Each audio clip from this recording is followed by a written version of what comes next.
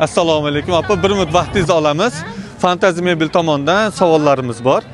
Xo'p, erkak kishi uylansa, oilasini ta'minlash va mebel jihozlar bilan ta'minlash kerak vazifasini biladi.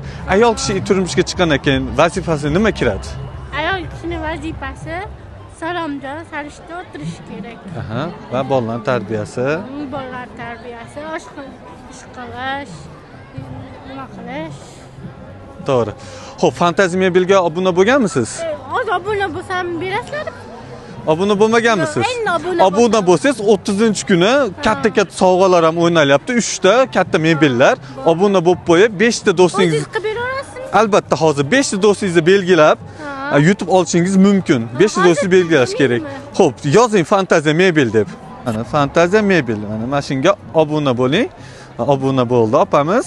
Mana shu yerda 30-kuni 3 ta katta sovrin o'ynalyapti. Xudo xolasa shundan bir omadli inson bo'lib yutib olishingiz mumkin. Sizga omad. Rahmat. Sog' bo'ling. Yangi yillar bilan. Xo'p.